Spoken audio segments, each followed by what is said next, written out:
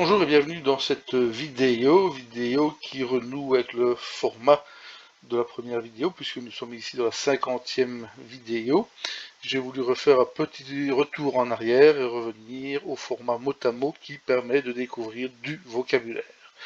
Aujourd'hui, je vais vous parler de vocabulaire concernant les histoires qui peuvent se passer entre une femme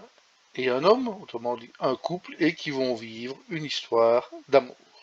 Alors, on retrouve ici des mots tout à fait classiques, S, S, et puis la désinence T qui nous indique que nous avons affaire à un féminin, plus le déterminatif, bien entendu, féminin, tandis que le petit trait qui est ici nous indique que nous avons bien affaire à un homme, qu'il faut bien comprendre le déterminatif et le mot comme désignant l'homme, et ici nous sommes sous une forme nominale du verbe aimer, du verbe aimer, ici avec le petit t qui nous indique le féminin. Ensuite, nous avons donc cette femme et cet homme, eh bien, ils vont se marier. Alors là, c'est un verbe que j'aime beaucoup, puisque on a un verbe hemeni qui est ici et qui est composé ensuite de deux déterminatifs, à savoir un bateau,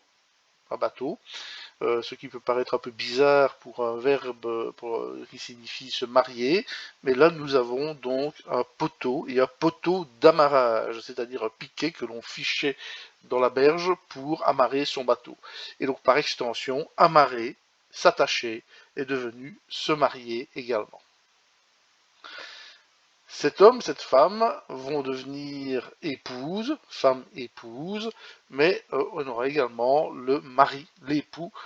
qui se trouve ici. Alors on a le déterminatif après les féminins qui ne laissent pas de doute par rapport au fait que l'on est l'époux, tandis que, et ça peut paraître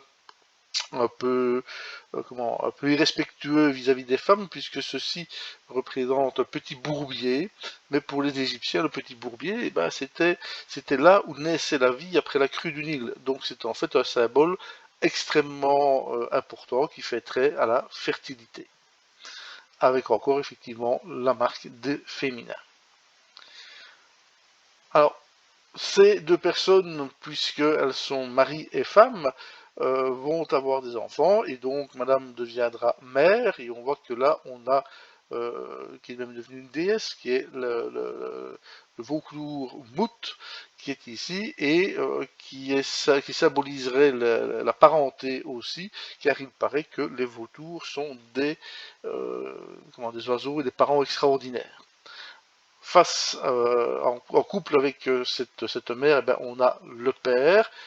Petite particularité, c'est que le F qui est ici est muet, est déterminatif, puisque le mot se prononce en réalité tout simplement it. On verra bientôt naître des nourrissons, et là on voit bien le déterminatif ici du petit enfant qui suce son pouce, et ce petit nourrisson, eh bien, on va l'allaiter, on va donc trouver des verbes avec des déterminatifs féminins, d'activité féminine, comme ici, l'allaitement.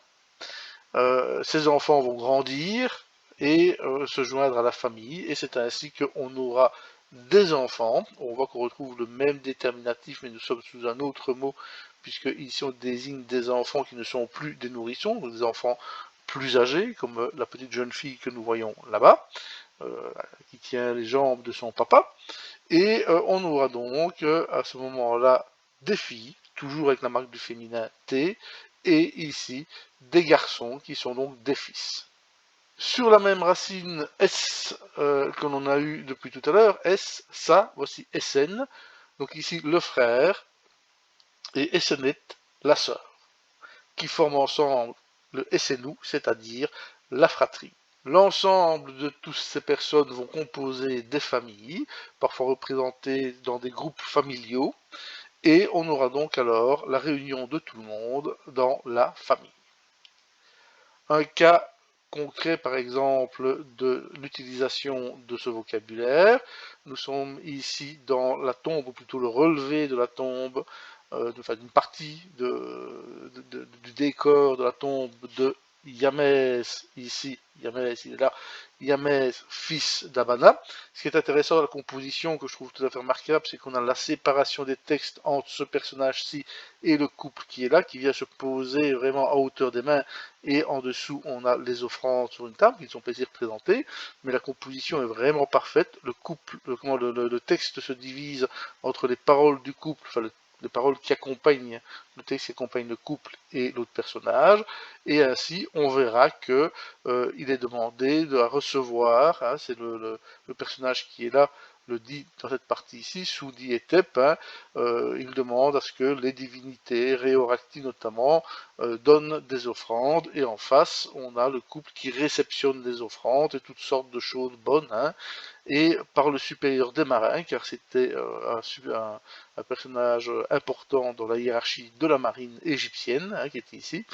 et il s'appelait Yamès, et on a là l'exemple de la filiation, de l'expression de la filiation, puisqu'il était Yamès, fils de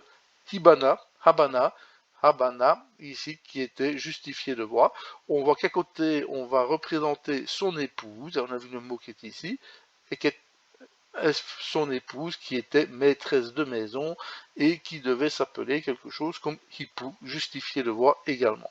Au passage, remarquez le charmant petit singe qui est là, en train de grignoter, on ne sait pas trop quoi, en dessous du siège, comme petit animal de compagnie. Face au couple, nous allons trouver une formule d'offrande, Soudi et Tep, hein, où on demande à Ra-Horakhti manifestement,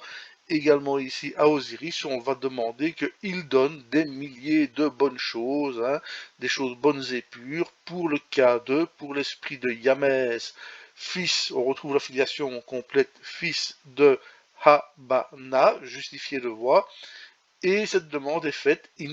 par le fils de sa fille, autrement dit, que celui-ci est le petit-fils, il y a deux générations, hein, on marque bien que c'est le fils de sa fille, et qu'il puisse fournir également toutes les offrandes, on le voit ici, qu'il puisse donner des offrandes par le scribe Paéri, et son nom est de nouveau écrit ici, et on voit qu'il est également justifié de voix. On retrouve ces marques de la filiation et le vocabulaire que nous venons de voir sur de nombreuses stèles. Voici une stèle de Sénouceret. Et on voit que It, on voit que son père, Mout, on voit que sa mère, hein, qui est ici, et on va avoir ici la filiation engendrée par un certain Hippi justifié de voix, par exemple. Et on va avoir toute la famille qui va être représentée ici, puisqu'on aura SNF, son frère, SNT, SNET, sa sœur, et on aura ensuite à chaque fois la filiation, c'est son fils qui a été engendré. Vous voyez qu'on a deux formules, hein, MSN et IR ou IRTN, créé ou engendré par, et on aura ici son frère, par exemple encore, qui s'appelle Hintef, qui était engendré par une dame qui devait s'appeler Hetep, par exemple ici. Et on voit qu'on a également ici Ekem et son épouse, Sat Hippi, hein, et on a ainsi donc toute la filiation et la famille du défunt qui est énumérée ici dans les différents registres.